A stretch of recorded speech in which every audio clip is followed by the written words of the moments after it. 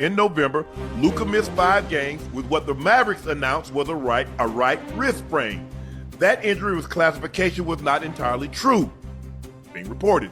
In reality, Luka was supposed to use the time off to improve his conditioning, team sources said. It was one of the straws that broke the proverbial camel's back. Wait a minute. So because he decided not to use the time off for conditioning, that was the straw that broke the camel's back? That's what's being reported. This will be Luka's first season playing fewer than 60 games. Now, here's the kicker, where everybody's like, well, hold on, wait a minute. On the other side, AD is 6 years older and has failed to compete in 60 games 4 of the last 6 seasons. Right? Well, something ain't making no sense, huh? Something is not making any sense, because you trade for somebody, you trade your better player that's played over 60 games for most of his career outside of this one, and you're bringing somebody that hasn't played in over 60 games 4 out of 5 of the last season. So something ain't making sense. That's why I think, and I still think today, whatever the true reason is that they traded Luka, it hasn't been said yet. I believe 2 things can be true. I believe they had grown frustration with trying to tell Luka about his conditioning. I also believe they didn't want to pay him $50 million.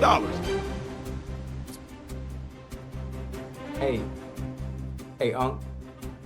Even though I just started watching basketball, when you name the top 3 players in the NBA right now, is Luka one of the 3?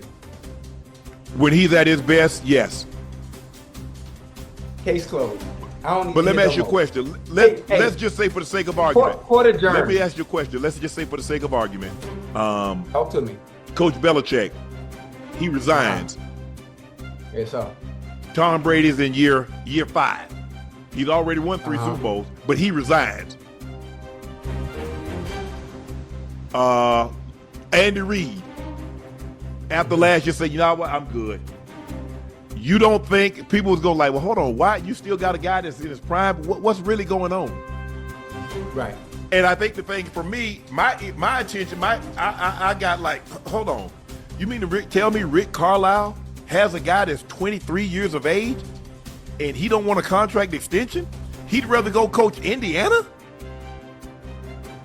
I don't know about that one, Ocho. And it don't make no sense, even for Rick Carlisle. Because even if you do go to Indiana, you still don't have a player like what you got over here in Dallas.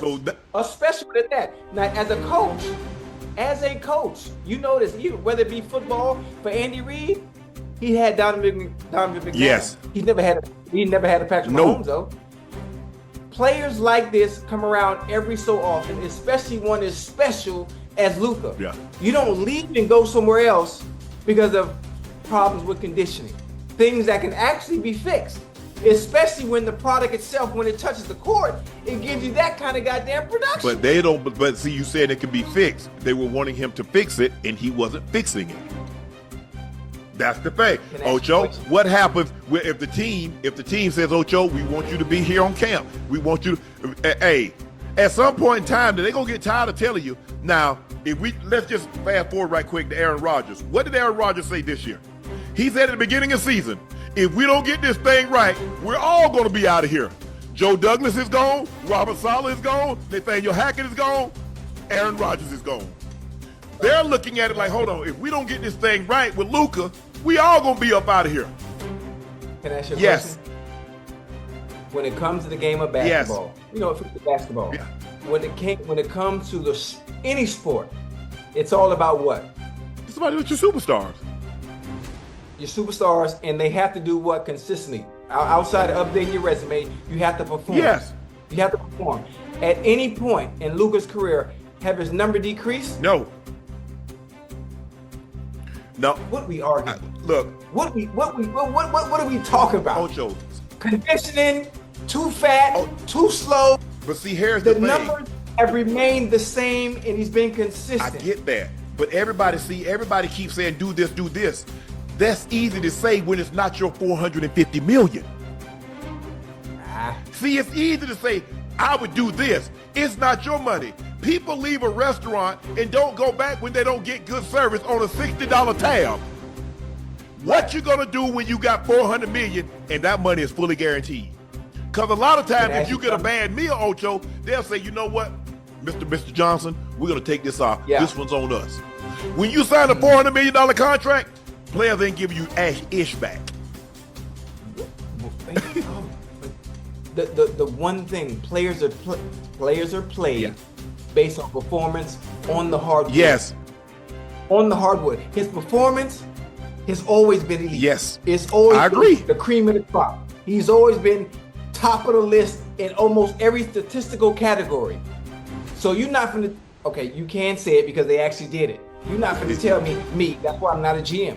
That's why I'm not in that position. That's not why I'm sitting in that seat, in that high seat, making judgment calls on who I should keep and who I should play. Because there ain't no way in hell I'm trading Luka, and nothing when it comes to producing on the court is going wrong. Whether he's fat, whether he's skinny, whether he's out of shape. Because if you're doing what you're doing while you're out of shape, imagine if I can get the right people with you or convince you to get in shape. He had the right people. You do realize that when they hire a superstar, when you get a superstar, they bring your people on. They let you bring your people on, right, Ocho? You do realize that. It ain't like football. Now, Tom Brady had a very unique circumstance where he had his guy right there with him. But most football teams don't do that. NBA teams allow you to do that. Mike Macias traveled with LeBron. He always has. Randy Mims traveled with LeBron. Always has. Yeah. So you said the right people. Hell, he got the people that he wanted around him. You know what? He's in the right place now. For sure. He's in the right place now. I hope he looks at LeBron like, well, damn, this man playing like this in year 22. Hold on, LeBron ain't finna let him take no shortcuts. Not over there. Absolutely not. Not only are you able to watch, but you're able to see someone that's done it for 20-some odd years at the highest level and is actually the NBA's all-time leading scorer. Luka's looking at that. LeBron is talking to him. You know they're going to have that talk. I know they had that talk before because all the rumbling through the media. I would love that conversation. I would love insight on how you've been able to do it this goddamn long. How about I do, you know what? How about I change up my routine? How about I tighten up on my discipline and my structure and the way I do things and my approach to the game? Well, if I'm already great and I'm somewhat lazy in a sense in my approach to preparing for the game and I'm playing extremely well, what happens if I tighten up the motherfucker? I almost cursed. What happens if I tighten up the bolts and approach the game of basketball the way LeBron does? Mm-hmm. Ain't no telling what I can achieve, and I'm already great right now. But everybody doesn't have that mindset, Ocho. I think LeBron came in. I think he had a couple of goals. He wanted to be considered the best player to ever play the game. He wanted to play as long as he possibly could. So he took the steps very early on. If you hear people talk about when LeBron was in high school, you hear people talk about LeBron when he first got there, how everything is so routine, is so regimented, from his rest time to his nap, to his stretching, getting to the arena so many hours early, getting his work, getting his lift in, getting his shots up. Everything for 22 years. Structure, structure. Yeah. Discipline, and discipline. Everybody doesn't want that, Ocho. Right, but this is another one. LeBron didn't have a goddamn choice. Understand, coming out of high school, the odds were stacked against him. All the pressure was on him. The expectations were out the roof. So he had no choice but to approach the game of basketball being the chosen one coming out of high school. Yeah. Hell, they said in 10th grade, I think you said it yourself, 10th grade, he could have came and played in the NBA right then and now. I think a situation, Ocho, where you look at Luka had been a professional since he was 16. He had a lot of he had a lot of expectations placed on him. People thought he was going to be good. I didn't think he was going to be this good because everybody could say no, he can play. I was like, bro, he played it. He said it's easier to score in the NBA than it is in Europe. I say this kid out of his damn mind. And lo and behold, he ain't make me out to be a liar. He never averaged the amount of points he's averaging over Europe as he's doing here. He's averaging 29 points a game in his career. He's had the second highest playoff scoring average behind Jordan. Right. Yeah. I think is over in Europe where he was playing. I can't remember where. I don't remember exactly where. Do you think they play better defense? You think that's what it is? Are the dimensions of the court a little smaller There has to be some type of difference. I think the thing is, Ocho, is that the game is not as free flowing as it is here. Everything. I mean, you run plays. They don't let you do a whole lot of ISO over there. Right. So, it's kind of like Coach Smith when he was at North Carolina. The only guy that could keep Michael Jordan under 20 points a game was Coach Smith because of his offense. Didn't allow him to get loose. Nobody saw Michael being able to do what he did in the NBA based on what he did in college. Same thing with Anthony Davis. Anthony Davis was a defensive player at Kentucky. I didn't see this kind of offense from him. Now, he was a sensational defensive player.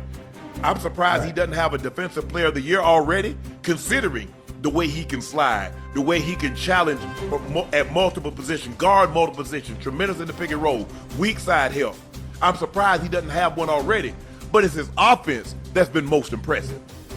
He went to mainly a putback, dunk, lob player, to now he has a mid-range. Now he can take it all the way out to 3. Luka, you looking at Luka, you're like, well, yeah, he getting some points. He getting 18, 19 points a game. But look at he's playing again. Well, he come up here and play against grown men. He averaged 34 a game. So, hey, then tell me if I'm wrong. When I watch Luka play, all his damn moves look like it's in slow motion. Or am I tripping? Nope. Not only do his moves look like it's in slow motion, they work every goddamn time. Yeah, they do. He has he doesn't have quick twitch fibers like a Kyrie or I'm trying to think, or who else is it really explosive? Russell Westbrook. Ja Morant. No, he don't have that explosive like those guys. No, he doesn't. Like nothing like that. And the moves that he does have, they work every time. And I swear, maybe it's because I'm watching from TV. It looked like it's in slow motion. Yeah, he is, and that's why you can't time him up. Because while you done jump, he ain't left the ground yet. And when you on your way out, when you on your way down, he on his way up. So now he gonna get an and one, or he gonna get you to foul it. So he plays at his pace. He's not going to allow you to speed him up and make him play at your pace. He's really good. He can get off any shot. He's a lot bigger than you think. He has a lot bigger body than you think, and is stronger than you think, because you're looking at him and you're like, I don't see not one definition. The only definition I see is that if you got a dictionary in your hand, definition is in there. That's the only definition I see. But it's the same thing with Jokic. When you look at Jokic, you don't see no definition, but he giving you 30, 22, and 18. Hey, and why every time I watch Denver play, why he always look tired the whole game? It looked like he breathing hard the whole game. Yeah, I get. But every time he take a shot, it's going in. Yeah, and the moves we made, it's working. But look, I think the thing is that's a lot. I mean, look, we're gonna see when I'm trying to think the next guy that's available, that's really good, that can get this kind of money. It might be Ant-Man. But you said Shea. But Shea can't get a supermax like this because he got traded. Remember? That's right. See, Ant-Man was drafted to Timberwolves. Ant-Man or Wemby. Let's see. Hey, Wemby definitely finna get it. Yep. He definitely finna. Well, Ant-Man ain't no reason he should get it too. I know the Wolves ain't finna pull no slick stuff over there. They ain't got no choice but to give it to him. So that's gonna be very interesting. So $450 million for 5 years. And so guess what? If you pay him that, guess what? He come back to the table in 5 years, Ocho. Now you got to pay him $500 million for 5 years. Hold on, I had to take my shades off now. So Ant-Man has a possibility to get 5 year, $450 million. Yes. Boy, what baby? Man, please. Yep. He does. He has that opportunity. He or Wemby. Those are the guys that can get that supermax. Hey, do you understand? You didn't hear what I just said. You're not listening to me. I don't understand. Maybe the people in the chat can't hear me. 5 years, $450 million. That's not even talking about Adidas contracts, other endorsements that you get on the side. Man, stop playing. And you're gonna hit the table again. Yes. Ant-Man is 23. Oh, Lord. Hey. Boy, hey, I don't know, but I think I still might got it. No. So, I think, look, Luka's, I'm sure it caught him by surprise because obviously there's a lot of pride in situations like that, because a lot of times when you get to that level, you think you're untradeable. You're untouchable. Yeah. And so boom. And like he didn't know. He didn't know because you know how he didn't know? How nobody knew? He didn't get out. 2 people knew. Obviously, no, 4 people knew because obviously Rob got to ask to go run this by Jeannie. And Nico Harrison got to go run it by Robert Dumont. So 4 people knew. 4 people. Not there. And you hear Nico say, hey, right before it happened, we told people. Right. Cause you know it's gonna get a trade this big, Ocho. If the normal agents and players know it, it's getting out. Oh, it's getting out. This too big. I mean, yeah, the fact that Nico and Rob were able to keep it just between themselves and really not let anybody else know, because if they did let anybody else know when they got out, they know exactly where it came from. 350. My bad. I said 450. 350. 5 years. 350. So about 70 million. Okay. So by the time what you call them come out, Ant-Man, it probably be about 355, 360. Maybe more. Listen. Because here's the thing, Ocho. Next year, that new CBA go into existence. 11 years, 76. 11 years, 77 billion. So by the time Wemby come, it might be 5 years, 400 million. Because this is only Wemby's second year, and they normally do the 3-year, 4-year. And Wemby's only 20? I think Wemby's 20. Hey, that's some. We gonna get there now. You hear me? Huh? What you mean, huh? If you can, you can hear. We gonna see that. We gonna see that kind of money too. And I'm gonna tell you how. I'm not even gonna tell you how we gonna see it, but we gonna see that kind of money. You hear me? We on the right path. We on the right direction. Now we might not get to 400 million, but we gonna see 100 million. We might see 200, and I'm gonna tell you how. Because I had a dream. I'm not talking about like Martin Luther King. I had a dream. I saw the vision. I've already seen it, so I understand what's going to happen later on in the future. Well, I appreciate that. I see it too when I read Forbes and I see all those $1 billion. I say, yep.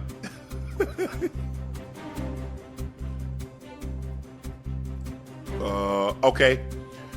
Wembanyama becomes a Supermax eligible player, meaning his rookie extension base salary would be 30% of the salary cap instead of 25%. When he enters his 8th year, he will be 35% max eligible as opposed to the traditional 30%. So whatever the cap is, he's entitled to 35% of that. So he's available for 30% of it, of his rookie extension. That's what. So he's gonna be worth 35% of that. No, he's worth 30% of that. Hey, listen, he worth every penny. Right. Hey, Wemby is everything advertised. Yeah, man. Everything advertised. Every bit of it. So whatever penny he get, he's earning every bit of it. Watching Ant-Man play, every penny he's gonna get. Yeah, Wemby is definitely going to be the first $400 million player. Yeah, I like it. And speaking of, remember I told you I was gonna start investing in going to the basketball game so I can. Jason Tatum about to hit that. I mean, think about he just got paid. Jason Tatum just got 320. He's 26.